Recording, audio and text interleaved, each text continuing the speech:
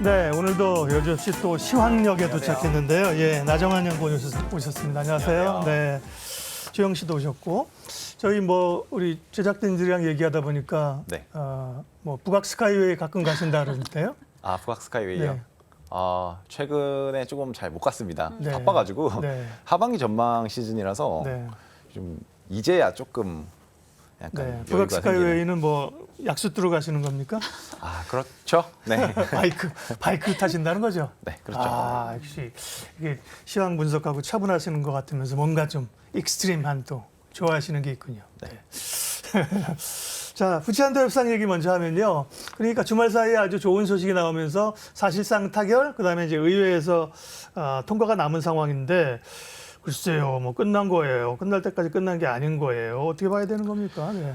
일단 바이든 대통령하고 메카시 하원 네. 의장 자체가 합의했다고 그러니까요. 오늘 아침에 말을 네. 했죠. 근데 이 부채한도의 적용에 대해서는 2025년 1월 1일까지 그 적용 자체를 좀 이렇게 유예하는 방향으로 가기로 결정을 했습니다. 네. 그 대신 이제 내년 24년하고 25년의 예산안 자체를 이게 좀 나뉘어 있는데 지출 부분이 국방 부분에 있어서는 조금 이렇게 올릴 수는 있는데 이제 비국방 부분 그런 부분에 대해서는 거의 동결을 하자라고 합의를 했다고 합니다.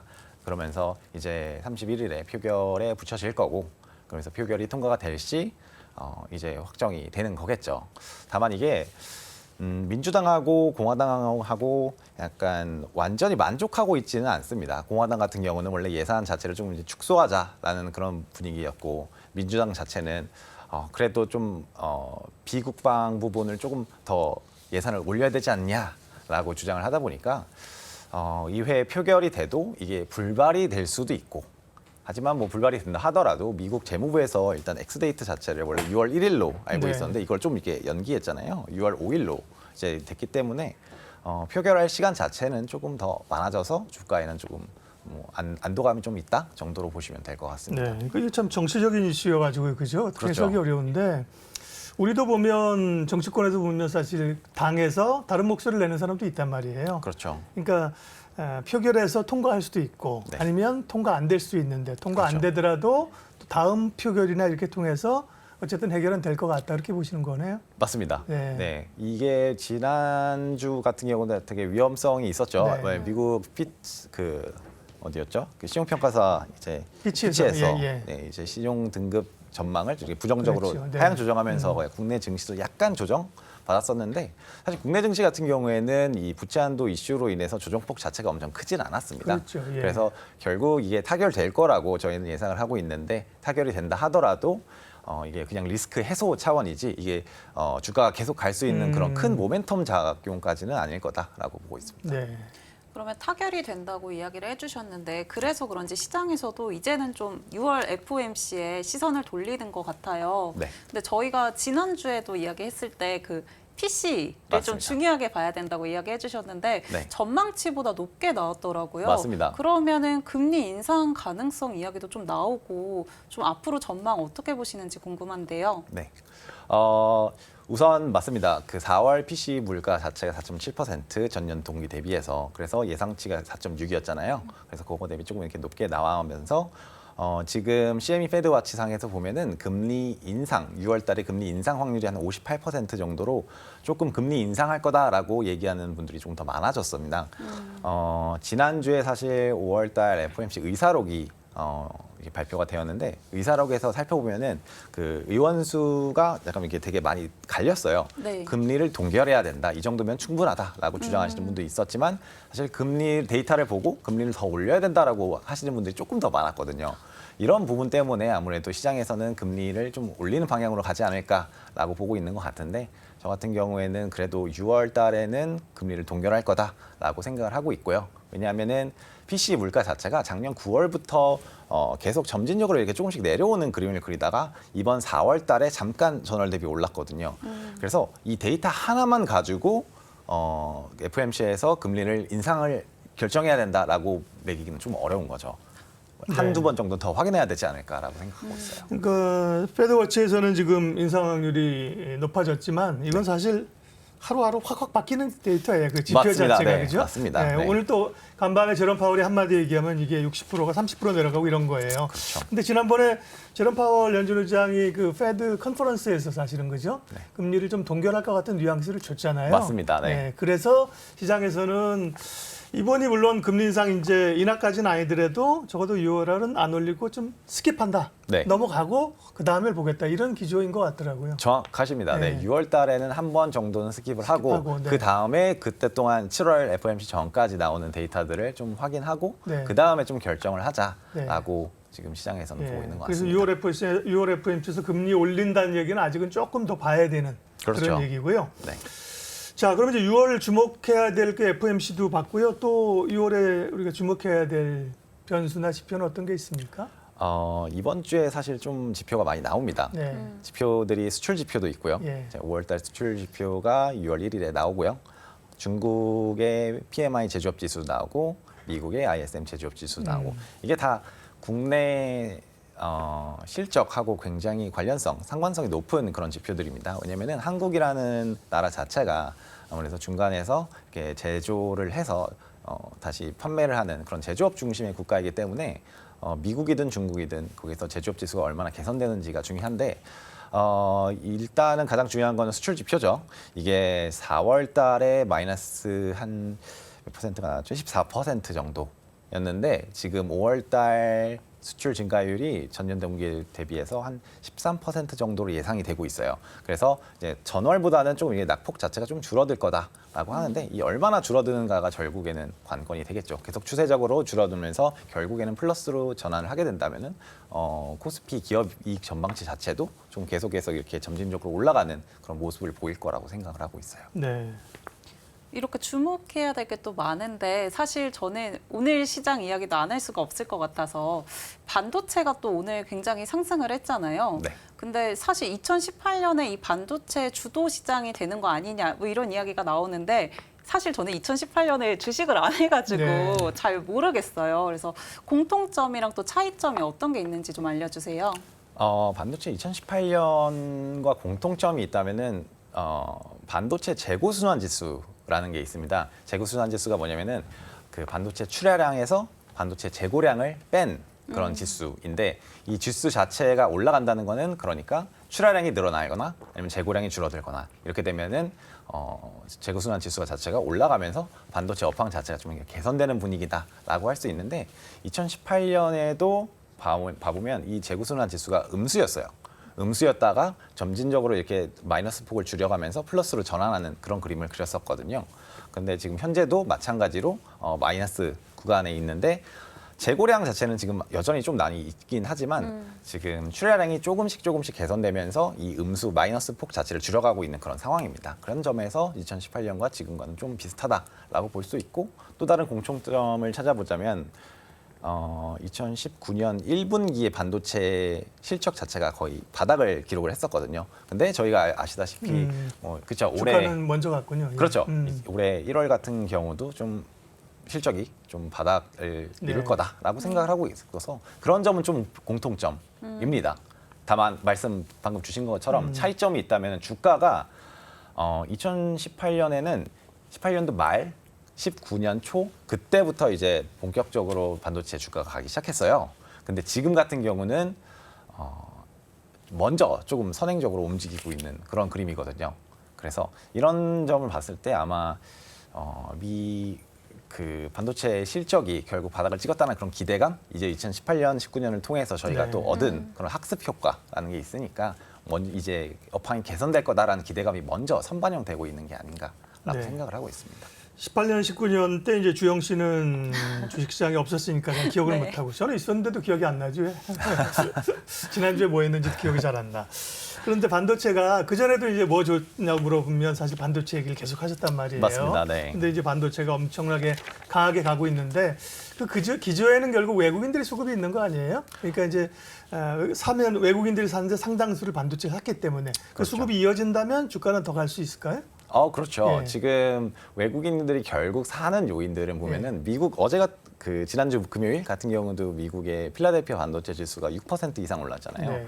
결국 AI 산업이 크게 발전하면서 수혜를 볼 수 있는 그런 업종들인 반도체라든지 IT 하드웨어 쪽이기 때문에 그런 전망을 고려해서 한국 반도체에도 외국인 자금이 조금 이렇게 유입되는 게 아닌가라고 생각을 하고 있습니다. 그리고 이제 테슬라, 엔비디아가 워낙 미국에서 이제 반도체 AI 붐을 일으켰고, 그러니까 미국 글로벌 투자자들이 반도체 AI ETF를 사기 시작하고, 그렇죠. 그 ETF에는 글로벌 대표 기업인 삼성전자와 SK 하이닉스가 들어 있으니까 그렇죠. 매수가 들어오고 그렇죠. 맞습니다. 이런 로직도 있는 것 같습니다. 맞습니다. 네.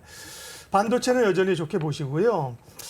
그런가 보면 이제 2차 전지는 그동안 사실 워낙 쏠림으로 갔던 쪽은 고점에서 한 30% 정도 조정받았을 거예요. 조정받았는데 네. 그 안에서 계속 차별화 내지는 새로운 움직임이 나타났거든요. 맞습니다. 예를 들면 포드하고 테슬라가 전기차 충전소를 제휴했다. 충전소 제휴했다.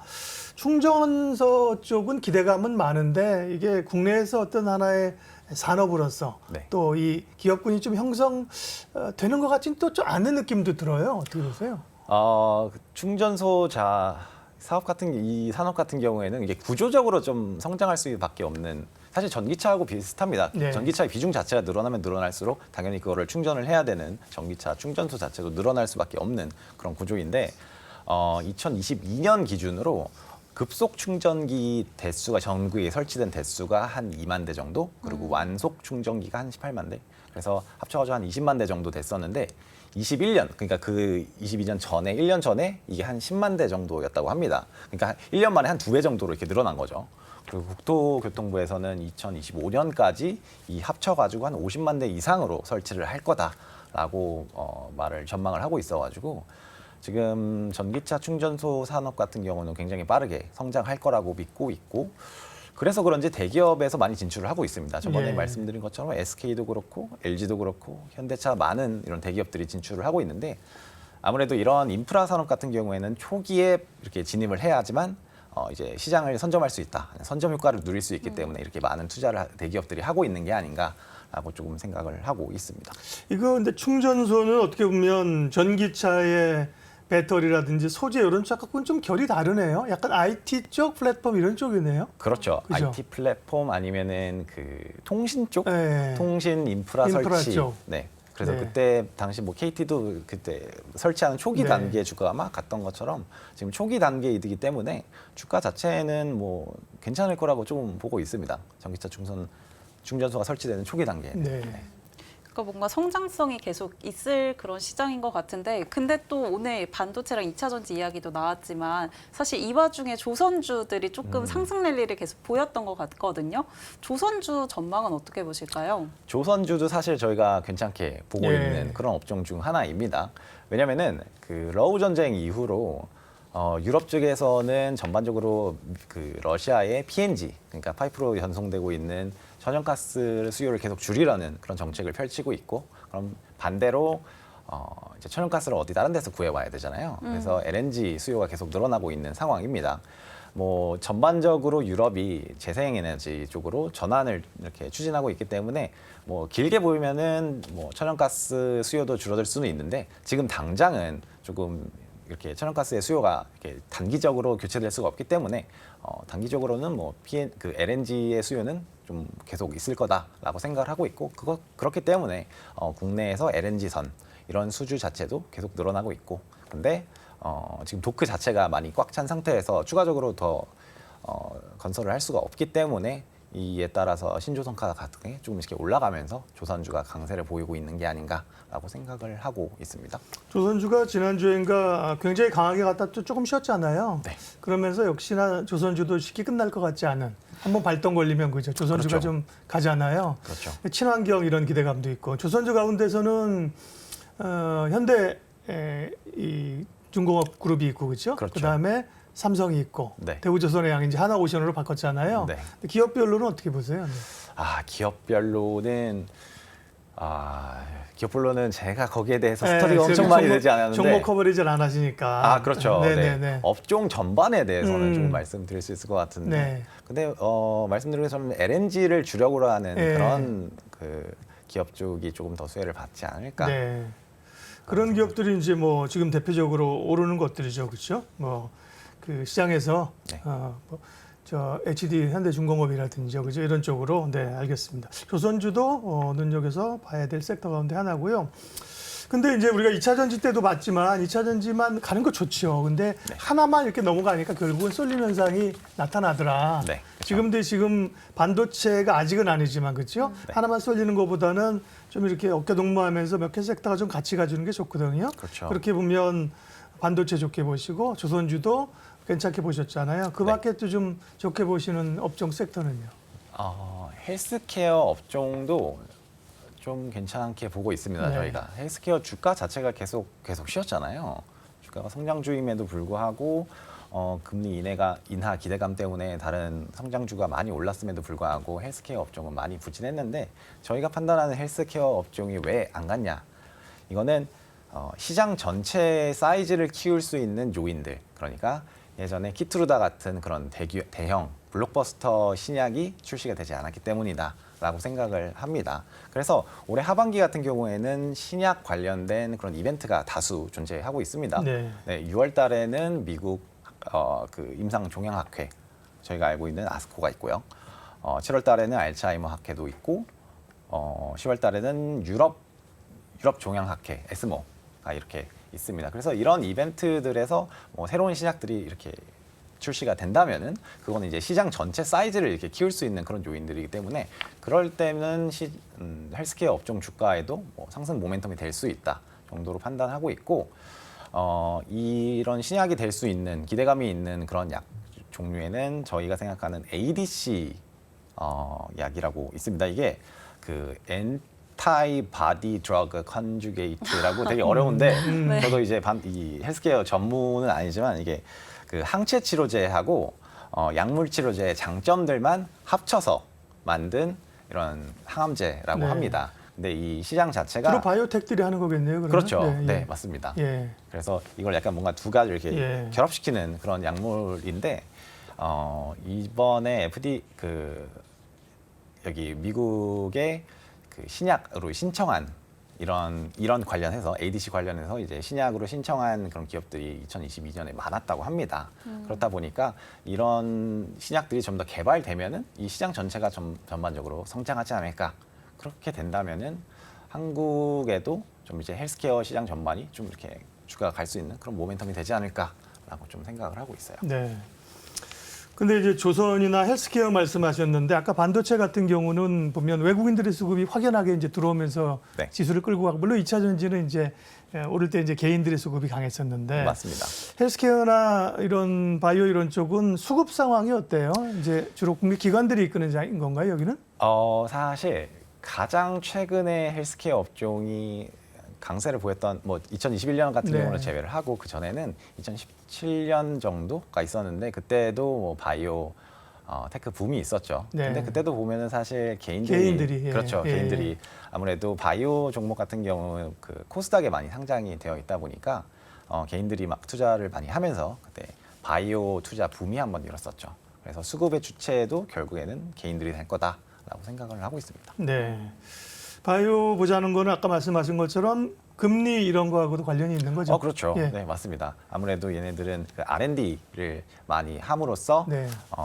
이제 성장을 하는 그런 기업인데 이제 조달 비용이 이제 낮다 되면은 이제 뭐 이자 비용 자체가 낮아지니까 좀 더 상황이 괜찮은 상황이라고 할 수 있죠. 네. 알겠습니다. 조선주 그다음에 바이오 헬스케어까지 말씀을 해 주셨고요. 네. 저희 가도 됩니까? 네, 도착 거의 하신 것 같은데요. 예, 그러면 저희는 먼저 가보겠고요. 주영 씨가 네. 마무리 잘 해주십시오. 네, 조심히 가세요. 수고하십시오. 이로운 경제 채널 EBC